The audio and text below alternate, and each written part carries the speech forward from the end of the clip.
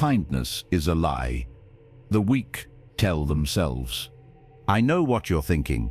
You've been conditioned your entire life to believe that kindness is the highest virtue, that compassion defines our humanity, that being good to others is what separates us from animals.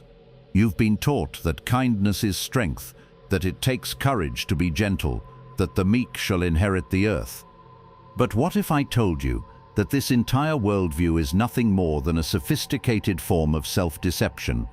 What if kindness, as commonly practiced and understood, is actually a psychological defense mechanism that the weak use to cope with their inability to compete, to dominate, to take what they want from a world that rewards strength and punishes weakness?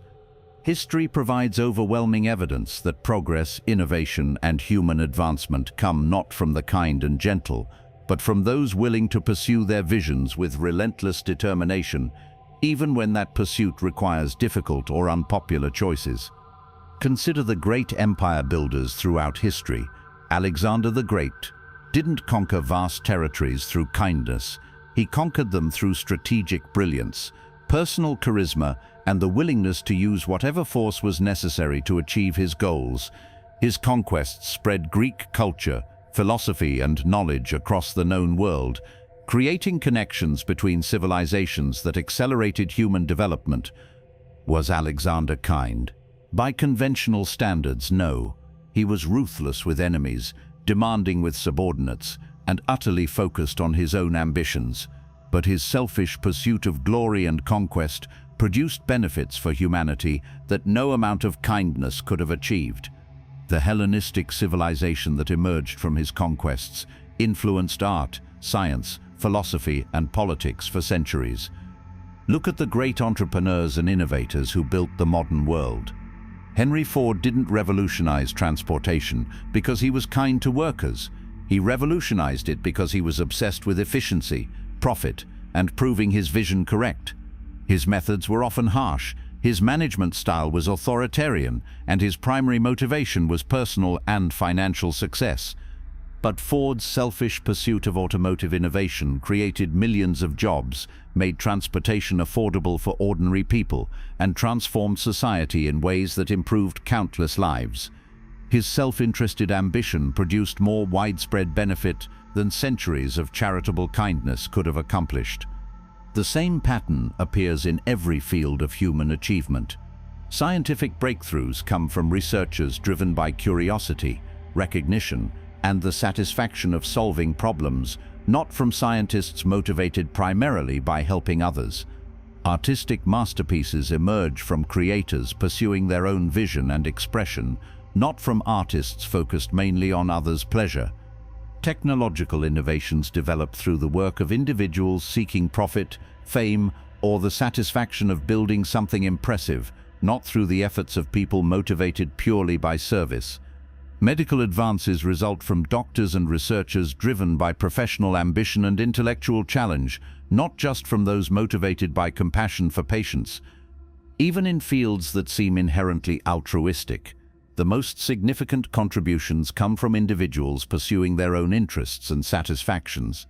Mother Teresa, often cited as an example of pure kindness, was actually driven by her own spiritual needs and her desire to serve her conception of God.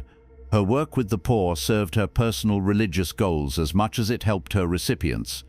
Gandhi's independence movement, while framed in terms of service to his people, was also the expression of his personal vision, his desire for historical significance, and his specific political and philosophical beliefs. His selfless leadership was simultaneously the pursuit of his own deeply held goals and ambitions.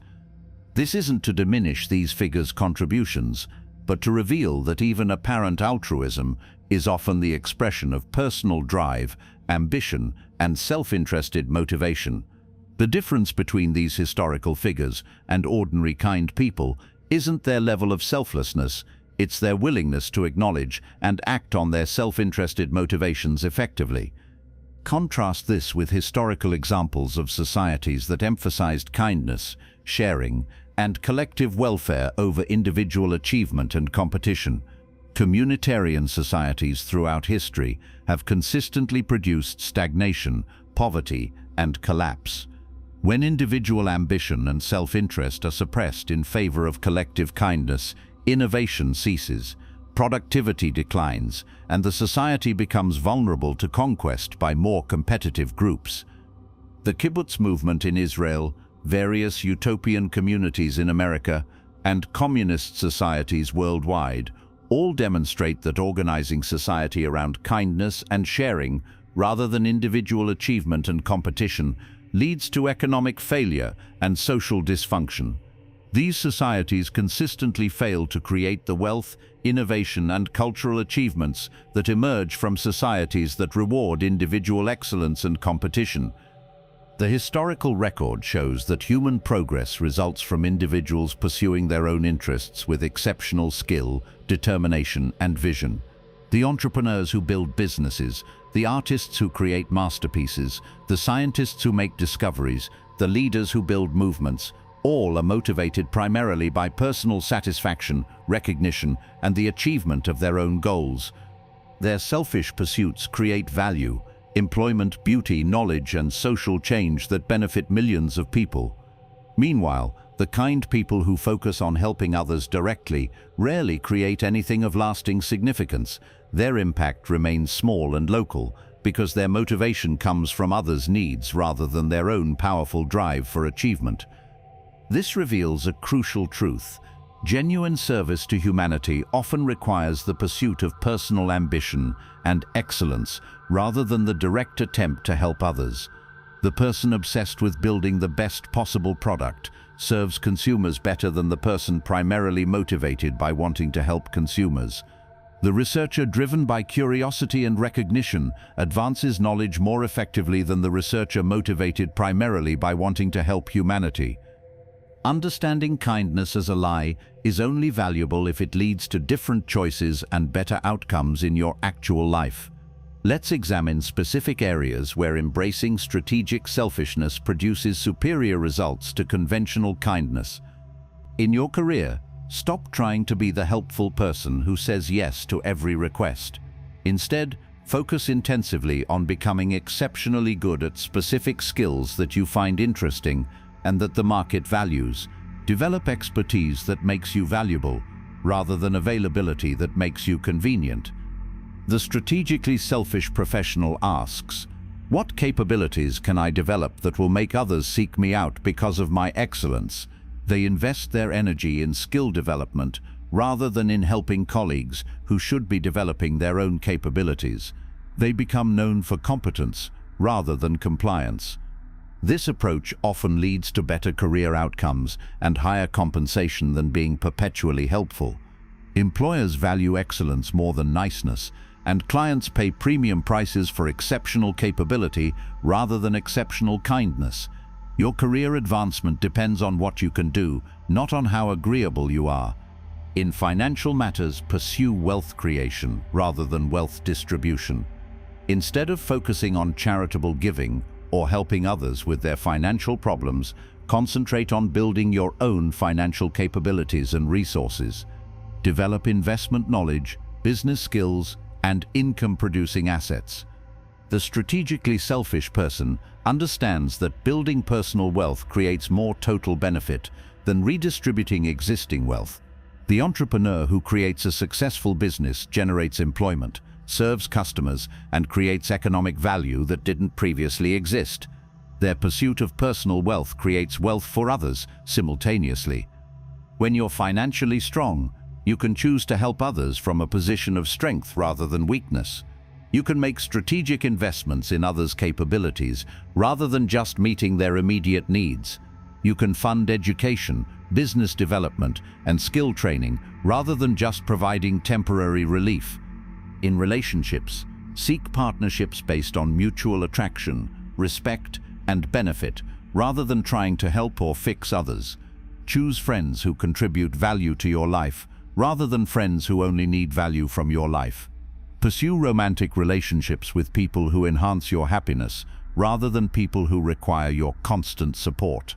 The strategically selfish person asks, "Does this relationship make me happier, more capable, and more fulfilled?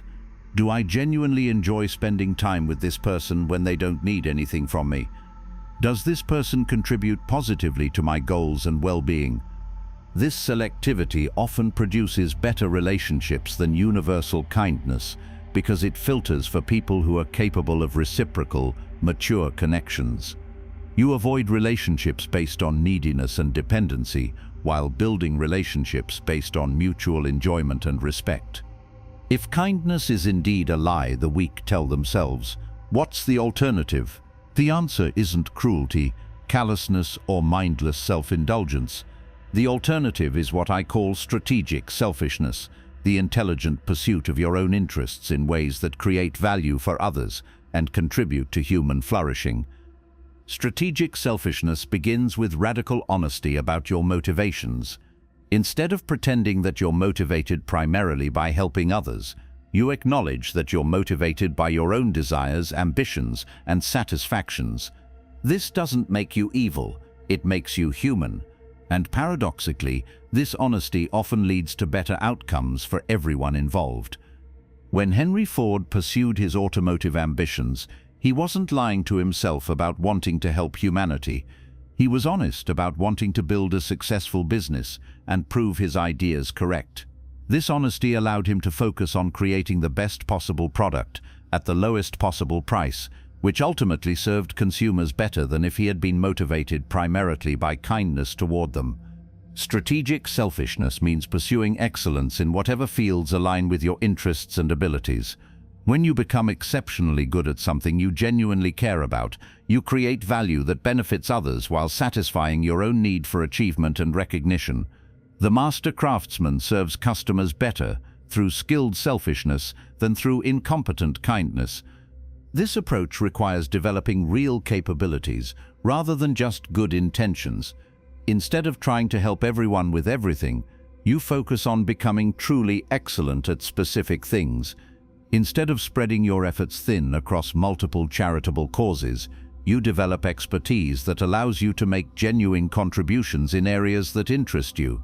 Consider the difference between someone who volunteers occasionally at various charitable organizations and someone who develops professional expertise in addressing specific problems.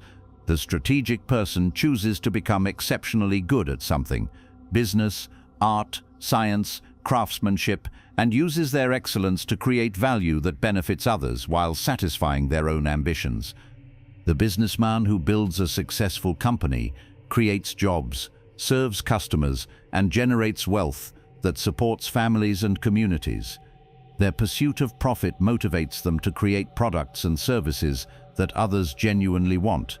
Their selfishness aligns with others' interests because success requires providing value to others. The artist who pursues their own vision with relentless dedication creates works that inspire, challenge, and entertain others. Their self-expression becomes gift to others who resonate with their creativity. Their selfish pursuit of artistic satisfaction produces beauty that enriches others' lives. The scientist who follows their curiosity about how the world works makes discoveries that advance human knowledge and capability. Their personal satisfaction in solving puzzles creates understanding that benefits everyone. Their selfish pursuit of recognition motivates them to make contributions that outlast their lifetime. Strategic selfishness also means being honest about relationships and transactions. Instead of pretending that you're helping others purely out of kindness, you acknowledge what you gain from helping, whether it's satisfaction, recognition, reciprocity, or relationship building. This honesty prevents the resentment that often builds when help is given with hidden expectations. When you help someone because you enjoy helping, you can be honest about receiving satisfaction from the interaction. When you help someone because you want to build a relationship, you can be clear about your social motivations. When you help someone because you expect reciprocity, you can communicate those expectations directly. This honesty prevents the dynamic where helpers become martyrs who feel unappreciated and recipients become guilty because they can never adequately repay purely altruistic help. Clear motivations create cleaner relationships where everyone understands what they're giving and receiving. Strategic selfishness requires developing the strength to say no to requests that don't align with your interests or capabilities. Instead of trying to help everyone with everything, you focus your limited time and energy on areas where you can make genuine contributions. This concentration of effort produces better outcomes than diffuse kindness that spreads resources too thin to be effective. The strategically selfish person asks, what am I uniquely good at? What do I genuinely care about? Where can I make the most significant contribution while satisfying my own needs for achievement and recognition? They align their helping with their strengths and interests rather than trying to be universally helpful. This approach often produces more total benefit than universal kindness because it leverages individual strengths and motivations effectively. When people pursue excellence in areas they care about, they create more value than when they try to help in areas where they lack both interest and capability. Strategic selfishness also means building relationships based on mutual benefit rather than one-sided giving. You seek relationships where both parties gain value, where both people enjoy the interaction, where both individuals contribute something meaningful. You avoid relationships where you're expected to give constantly without receiving anything in return. This creates healthier relationship dynamics, where both people maintain their dignity and independence. Neither person becomes dependent on the other's charity, and neither person becomes resentful about imbalanced giving. Both people contribute value and receive value, creating sustainable relationships that serve everyone's interests. In contemporary society, the lie of kindness has evolved into sophisticated forms that actually perpetuate the problems they claim to address. Modern kindness often functions as enablement that prevents individuals and groups from developing the capabilities needed for genuine improvement and independence. Consider the phenomenon of helicopter parenting, where parents attempt to shield their children from all difficulty, disappointment, and failure. This appears to be kindness, loving parents protecting their children from pain, but examine the results. Children who are unprepared for adult challenges, who lack resilience and problem-solving skills, who expect others to manage their problems for them. The kind parent who does their teenager's homework is preventing the teenager from learning to handle academic responsibility. The kind parent who calls their college students professors to resolve conflicts is preventing the student from developing communication and negotiation skills. The kind parent who continues financially supporting their adult child is preventing that child from learning to be economically self-sufficient. This kindness is actually cruelty disguised as love. It serves the parent's need to feel needed and important, while crippling the child's development. The parent gets to maintain their identity as a giving, caring person, while their child remains dependent and incompetent. Everyone feels good about the kindness, but the recipient is actually harmed by it. The same pattern appears in social welfare systems that create dependency rather than developing capability. Programs designed to help the poor often trap them in poverty by removing incentives for skill development, education, and self-improvement. The kind impulse to provide for people's immediate needs can prevent them from developing the abilities needed to provide for themselves. When welfare provides more income than entry-level employment, when housing assistance creates disincentives to improve one's economic situation, when food assistance removes the motivation to develop job skills, kindness becomes a trap that perpetuates the problems it claims to solve. Recipients become dependent on the system rather than developing independence. This isn't an argument against all social assistance, but an observation that kindness without wisdom often produces outcomes opposite to its intentions. True help would focus on developing recipients' capabilities rather than simply meeting their immediate needs. But capability development requires recipients to experience difficulty, failure, and gradual improvement, experiences that feel unkind in the short term but produce strength in the long term. In workplace environments, managerial kindness often enables poor performance and creates unfair burdens for competent employees. The kind manager who avoids difficult conversations with underperforming employees is forcing high-performing employees to compensate for others' deficiencies. The kind leader who doesn't enforce standards is punishing those who meet standards while rewarding those who don't. This workplace kindness appears compassionate, but actually creates injustice. It protects the weak at the expense of the strong, rewards mediocrity while penalizing excellence, and eventually drives away the most capable employees who refuse to subsidize others' incompetence. The kind manager's desire to avoid confrontation creates systemic problems that harm everyone's working conditions. In romantic relationships, kindness often enables dysfunction and prevents honest communication about problems. The kind partner who avoids discussing relationship issues to prevent conflict allows problems to fester and grow. The kind person who accepts mistreatment to maintain peace teaches their partner that mistreatment is acceptable. The kind individual who sacrifices their needs to accommodate their partner's demands creates imbalanced relationships that satisfy neither person. This romantic kindness often masquerades as love, but actually represents fear. Fear of conflict, fear of abandonment, fear of being alone. The kind partner avoids difficult conversations, not out of care for their partner, but out of their own anxiety about relationship stability. They enable their partner's negative behaviors because confrontation feels more threatening than continued dysfunction. Social media has created new platforms for performative kindness that serves the giver's ego rather than genuinely helping recipients.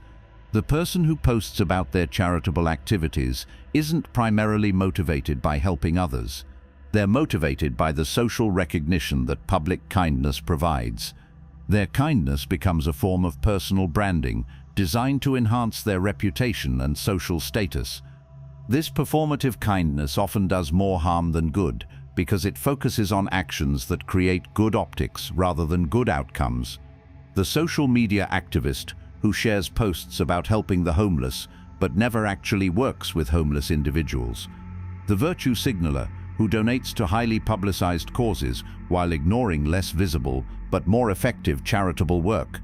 The person who volunteers for activities that photograph well but avoids less glamorous forms of service. Their kindness serves their psychological needs for recognition and moral superiority rather than serving the recipient's actual needs for effective help. They choose forms of help that make them feel good about themselves rather than forms of help that actually solve problems or develop capabilities. This reveals that much modern kindness is actually a form of emotional consumption. People consume the good feelings that come from appearing kind while avoiding the difficult work of actually helping others develop strength and independence. They want the psychological rewards of kindness without the responsibility of ensuring that their kindness produces positive outcomes. Understanding kindness as a lie requires examining the specific psychological mechanisms that transform individual weakness into moral superiority. This transformation doesn't happen consciously. It's a sophisticated form of self-deception that protects the ego while preventing genuine growth and development. The process begins with what psychologists call cognitive dissonance, the uncomfortable mental state that occurs when someone's actual capabilities conflict with their desires and self-image.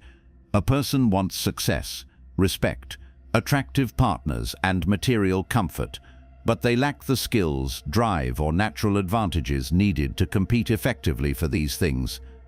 Rather than acknowledging this gap and working to bridge it, the weak person resolves the dissonance by reframing the entire competition as morally corrupt. They decide that wanting success makes you greedy, that seeking respect makes you vain, that pursuing attractive partners makes you shallow, and that desiring material comfort makes you materialistic. This reframing serves multiple psychological functions simultaneously. It allows them to maintain self-respect without developing genuine competence. It provides a sense of superiority over those who are actually successful. It creates a complete worldview that justifies their failure to achieve their desires, and it establishes them as morally superior to those who pursue what they secretly want but feel unable to obtain. Consider the psychology of someone who claims that money doesn't matter while struggling financially. On the surface, this appears to be philosophical wisdom. They've transcended materialistic concerns and found deeper meaning.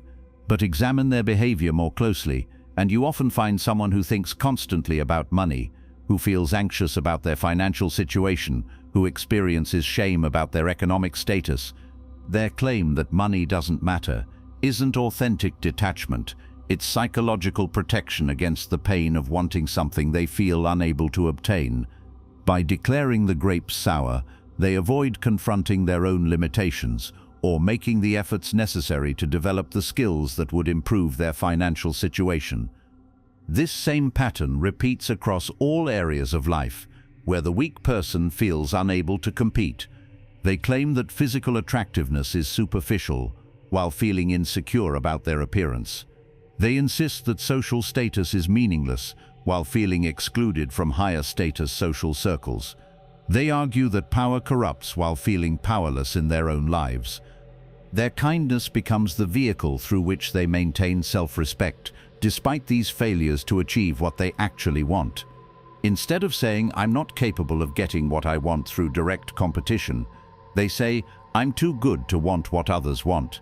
Instead of acknowledging, "I lack the skills or drive to succeed in these areas," they claim, "Success in these areas requires abandoning one's principles." This psychological transformation has profound consequences for how they approach life challenges. Rather than developing the capabilities needed to achieve their goals, they develop elaborate justifications for why their goals are unworthy. Rather than learning to compete effectively, they learn to feel superior to those who do compete. The weak person becomes addicted to the feeling of moral superiority that kindness provides. Every act of self-sacrifice reinforces their sense of being better than others. Every time they help someone who doesn't reciprocate, they add evidence to their internal narrative about being too pure for this corrupt world. Every instance of putting others first becomes proof of their ethical enlightenment. But this psychological reward system creates a trap. The more they invest in kindness as their source of self-worth, the more they must continue being kind to maintain their self-image. They become psychologically dependent on others' needs because helping others is how they feel valuable. They become invested in others' problems because solving others' problems is how they demonstrate their worth. This is why you often see chronically kind people surrounded by irresponsible, dysfunctional individuals. They're not attracting these relationships by accident. They're seeking them out because they need people to help in order to feel good about themselves. Their kindness isn't actually helping anyone develop strength or independence. It's enabling dysfunction because dysfunction creates opportunities for them to feel needed and important. The psychological investment in weakness extends to how they view strength in others. Genuine strength, competence, and success threaten their entire worldview. If strong people can also be good people, if successful people can also be ethical people, if powerful people can also be caring people, then their framework collapses. This is why weak people often become hostile toward those who demonstrate that strength and virtue can coexist. They need strong people to be evil in order for their own weakness to be virtue. They need successful people to be corrupt in order for their own failure to be purity. Their psychological stability depends on maintaining the fiction that all real achievement requires moral compromise. To understand why kindness might be a lie, we need to examine what evolution actually selected for over millions of years of human development. Despite romantic notions about cooperation and mutual aid, the harsh reality is that nature rewards organisms that successfully compete for scarce resources, reproduce effectively, and prioritize their own survival above all else. Every human being alive today is descended from ancestors who were successful at taking what they needed to survive and reproduce. They weren't successful because they were kind to their competitors. They were successful because they outcompeted them. Your genetic heritage comes from individuals who are better at acquiring food, defending territory, attracting mates and protecting their offspring than their contemporaries. Consider what this means for human psychology.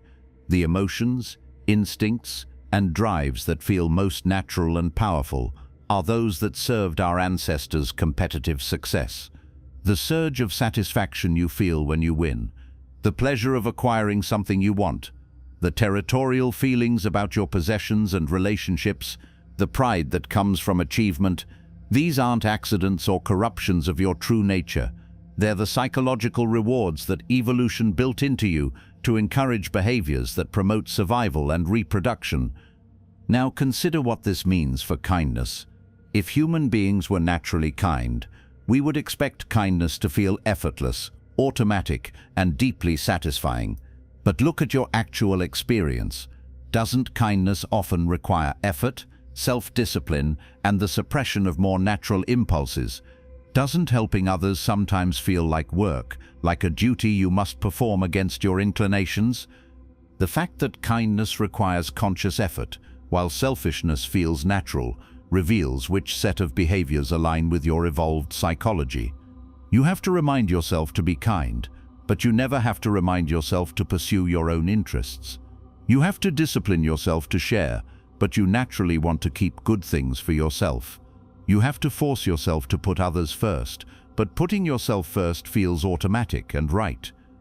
This isn't because you're a bad person. It's because you're a human being shaped by evolutionary forces that rewarded self-interested behavior. The guilty feelings you experience when acting selfishly aren't evidence that selfishness is wrong. They're evidence of social conditioning that conflicts with your biological nature. Look at how human societies actually function versus how they claim to function. Every successful society is built on competition, hierarchy, and the pursuit of self-interest. The capitalist who builds a business isn't motivated by kindness toward customers. They're motivated by profit. The politician who seeks office isn't driven by pure service to others. They're driven by the desire for power and status. The artist who creates beautiful work isn't primarily concerned with others' enjoyment. They're expressing their own vision and seeking recognition. Yet these same societies promote kindness as the highest virtue, while actually rewarding its opposite. This contradiction reveals the truth about human nature and social organization. Kindness is praised because it makes people easier to control and exploit. But success and power flow to those who understand that selfishness, properly applied, creates more value and achieves better outcomes than self-sacrifice. Consider the biological reality of human relationships. Sexual attraction isn't based on kindness. It's based on indicators of genetic fitness, resources, and reproductive capability. Romantic partnerships aren't sustained by kindness alone. They require mutual benefit, sexual satisfaction, and the feeling that each partner is getting value from the relationship. Even parental love, which seems like pure altruism, is actually the expression of genetic programming designed to ensure the survival of your DNA. The animals that survived and thrived weren't the kindest ones. They were the ones best adapted to their competitive environments. The wolves that shared their kills with competitors starved. The birds that gave away their territories lost their mates. The primates that prioritized others' welfare over their own failed to pass on their genes.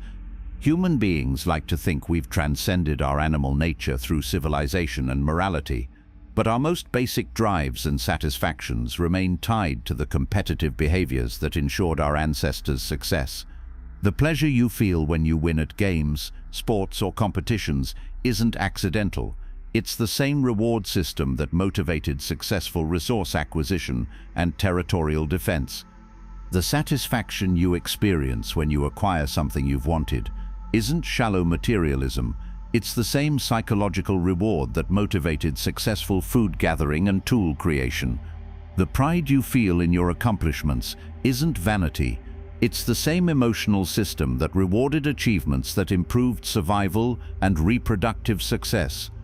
Before we can deconstruct kindness, we need to understand what it actually represents in the psychology of those who practice it. Surface-level kindness appears to be about helping others, showing compassion, making sacrifices for the greater good. But beneath this veneer lies a complex web of psychological motivations that have nothing to do with genuine care for others. First, kindness often serves as a social insurance policy. People are kind because they hope kindness will be returned when they need it. This isn't genuine altruism, it's investment behavior disguised as virtue. The person who helps their neighbor move isn't motivated by pure goodness. They're building social credit they can cash in later when they need help themselves. Second, Kindness functions as a reputation management strategy.